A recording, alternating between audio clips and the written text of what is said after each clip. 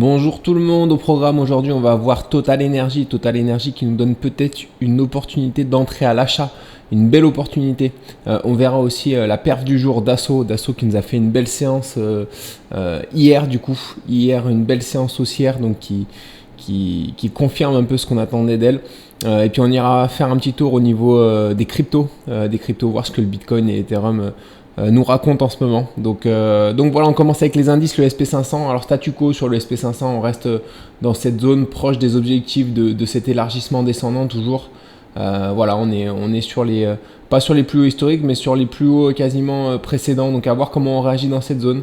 Voilà, si on la casse par le haut, je pense qu'il n'y aura pas grand chose qui retiendra le SP500 pour aller retrouver cet objectif, les 4890, et puis pour dépasser surtout les plus hauts historiques. Concernant le Nasdaq, c'est sensiblement la même chose. On a cassé les plus hauts historiques déjà, on revient un peu sur sur les zones des plus hauts historiques. Si on casse cette zone-là, les plus hauts historiques, il n'y aura rien qui nous retiendra aussi d'aller chercher les 17 160 qui sont l'objectif de cet élargissement à angle droit descendant. Donc voilà, pour les indices européens, le CAC 40, je le vois plutôt corrigé là, il bricole un peu latéralement. Je pense qu'il y a de fortes chances qu'on casse un peu, au moins un petit peu à la baisse. Après on verra, peut-être aller rejoindre cette zone de support ici. Concernant le DAX, c'est un peu différent. Le DAX, je le vois beaucoup plus sur une consolidation latérale de continuation haussière. Donc à voir. En tout cas, c'est un peu indécis parce que je vois mal le DAX partir vers le haut et le CAC 40 partir vers le bas. Donc voilà, on va suivre ça. En tout cas, on va voir qui remportera cette confrontation entre le DAX et le CAC 40, qui sera le plus lisible du coup. Donc voilà, un DAX qui annonce une continuation haussière, tandis que le CAC 40 annonce une continuation baissière. Concernant du coup la perf d'hier, c'est Dassault qui nous a fait une belle performance. Alors pour rappel, on était venu la prendre ici. Voilà, il y avait un triangle symétrique. Donc voilà, et on est venu prendre le pullback ici sur cette zone de support du coup, et il y avait un retournement en 1 heure ici, donc on a été déclenché, on est parti rapidement du coup hier on est autour de notre R2, donc voilà, on a atteint la zone des plus hauts récents. Donc à voir comment on réagit sur cette zone. Si on continue à partir vers le haut, peut-être qu'on va faire une petite pause maintenant en arrivant par ici. Voilà, donc voilà, une belle perf hier du coup pour Dassault, cette action Dassault. Le flop du jour, Hermès du coup, on l'avait prise ici. Alors on le voit, on a une épaule tête et peut-être future épaule de continuation haussière. Alors on avait pris toute cette baisse ici, on avait fait vraiment une belle performance, on avait fait un R8, un truc comme ça. Ouais, ça doit être à peu près ça. Donc voilà, et ici on était sorti et on a voulu se repositionner du coup vers sur de l'achat du coup pour aller chercher une nouvelle fois cette ligne de coup, mais cette fois-ci à la hausse. Donc voilà, il y avait un retournement ici, on a été déclenché par cette mèche là qui était assez c'était une ouverture par le haut, et du coup pendant la séance on est venu retracer toute la hausse. Donc voilà, et on est sorti hier du coup, mais on va continuer à surveiller les potentiels retournements dans cette zone là, parce que on est toujours dans ce scénario éventuellement d'épaule tête épaule de continuation haussière. Donc voilà, et surtout si c'est vraiment le bon scénario et qu'on part à la hausse et qu'on casse cette figure à la hausse, on aura vraiment un nouveau bull run qui partira sur Hermès. Donc à suivre quand même, c'est une zone importante pour cette action. Concernant l'opportunité à la hausse de demain, Total Energy, voilà, qui consolide latéralement. Ça on aime parce que c'est très haussier, hein, ces consolidations latérales comme ça. Ça ressemble à des petits drapeaux, à des petits penants en hebdo.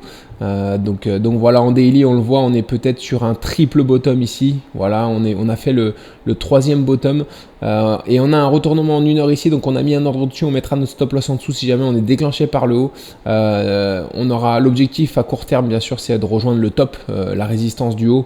Voilà, on aura le temps de sécuriser l'action si on l'atteint, et puis ensuite bien sûr dans l'idéal ce serait de casser cette figure par le haut pour partir sur un nouveau bull run, encore une fois sur Total Energy, enfin une nouvelle poussée haussière en tout cas. Donc voilà, mais ça peut être intéressant de se placer maintenant sur cette action. En ce qui concerne l'opportunité à la baisse du jour, alors c'est DKS, Dick's Sporting Goods. Alors c'est pas du tout ce que vous pensez, hein, je me suis renseigné. C'est une société de vente d'articles de sport. donc voilà, qui est historique hein, depuis 1948. Elle pense à changer de nom d'ailleurs, ce qui peut se comprendre. Donc voilà, mais en tout cas, elle est très intéressante graphiquement. Ici, on a également une épaule tête-épaule inversée de continuation haussière potentielle. Donc voilà, donc là, on va essayer de rentrer ici pour aller chercher les niveaux de la seconde épaule. Voilà, et puis on le voit en daily, cette zone-là, ça nous fait également une épaule tête-épaule qui cette fois-ci n'est pas inversée, qui est bien droite. Et on va le voir en daily ici. Alors on a mis un ordre. Alors, on va mieux la voir ici en daily, voilà. On a mis un ordre en dessous et on a mis notre stop loss au-dessus de la deuxième épaule. Du coup, comme ça, si on est déclenché par le bas, on sait qu'il y a de fortes chances d'aller chercher les objectifs, du coup. Voilà, qui seront l'épaule tête-épaule. Les objectifs sont autour du R2,5. Donc on se rapproche déjà, on sera très proche de cette ligne, ce support du coup qui est le niveau de la première épaule. Donc voilà, qu'on pourrait venir rechercher si jamais on était vraiment dans ce scénario d'épaule tête épaule de continuation haussière. Donc voilà, très intéressante cette action DKS avec une double épaule tête épaule à la fois en hebdo et à la fois en daily. Donc on va suivre ça en tout cas, mais haussière à moyen long terme sur DKS. Par contre baissière sur le court terme. Donc voilà, c'est ce qu'on va essayer de jouer ici, une petite baisse sur le court terme. On va passer au crypto, du coup le Bitcoin. Alors le Bitcoin, il est toujours dans cet élargissement ascendant qu'il a bien tenu finalement. Il l'a bien tenu, on est revenu en dessous, sur la zone de support de cet élargissement. Alors, en général, les élargissements comme ça ascendants sont cassés, ont 8 chances sur 10 d'être cassés par le bas. En revanche, les objectifs, c'est seulement la base de ce biseau d'élargissement ascendant. Donc c'est les 40 000 l'objectif si jamais on le casse par le bas. Donc voilà. Après, est-ce qu'on est dans un biseau d'élargissement ascendant ou alors est-ce qu'on est dans un élargissement ascendant à angle droit avec une zone de support qui sera cette ligne horizontale du coup au 40 750. Ça reste à confirmer. Donc si on vient rejoindre cette ligne, c'est également une figure qu'on casse à la baisse cette fois sur 10 du coup. Donc voilà, et cette fois-ci, si jamais on casse cette figure à la baisse, les objectifs seront beaucoup plus bas. Ils seront autour des 34 000. Donc voilà, sachant qu'on rejoint les objectifs, je crois 6 ou 7 fois sur 10. Donc voilà ce qui reste assez probable. À voir du coup comment on réagit sur cette zone. Est-ce qu'on vient chercher cette zone-là pour rebondir ou est-ce qu'on va casser par le bas? Donc voilà, en tout cas, indécis sur le Bitcoin. Par contre, il y a des choses intéressantes à côté. Sur l'Ethereum, on voit que l'Ethereum commence à se décorréler un peu du Bitcoin ces derniers jours. Il est parti, il a fait cavalier seul un peu à la hausse. Il nous a fait 10 ou 15% ici, voire un petit peu plus. Donc voilà, ici on corrige un petit peu sur l'Ethereum. On a atteint les objectifs de ce double bottom ici du coup qui étaient les 2677. Donc voilà, maintenant on ne sait pas trop ce qu'on est en train de faire. Par contre, c'est pour ça que j'ai trouvé intéressant d'analyser l'Ethereum contre le Bitcoin. Alors il faut que je le retrouve. L'Ethereum Bitcoin, il est ici.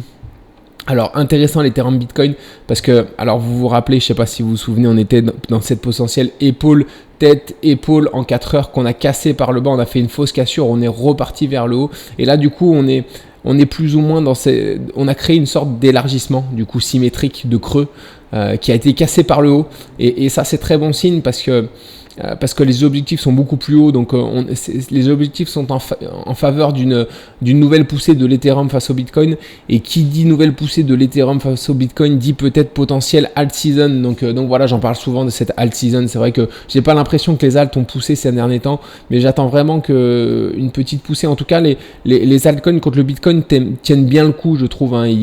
Alors bien sûr ils ont corrigé en même temps que le Bitcoin, mais pas plus que le Bitcoin. En général, quand le Bitcoin corrige, les altcoins s'effondrent complètement, alors que là ça n'a pas été le cas. Donc voilà, on attend peut-être si jamais le Bitcoin, alors on va reprendre le Bitcoin, si jamais le Bitcoin nous fait un petit rebond technique, voilà, qui revenait plus ou moins consolidé ici pour revenir un peu plus haut, je pense que ça peut être le moment pour les altcoins de nous faire une petite alt season. Donc par contre méfiance, si on part en alt season et que le Bitcoin recasse pas ses plus hauts, voilà, ça annoncera, je pense, peut-être une future chute du Bitcoin avant bien sûr de repartir vers le haut. C'est pas une chute fatale, ça restera une chute pour s'appuyer sur un support et repartir pour lancer vraiment le bull run ou pour créer quelque chose qui va vraiment lancer le bull run. Donc voilà, je suis un peu comme Nico, je pense qu'il n'est pas encore vraiment lancé. Donc voilà, bien que je suis persuadé qu'on a atteint les plus bas historiques, les plus bas que les 15 000 étaient les plus bas sur le Bitcoin.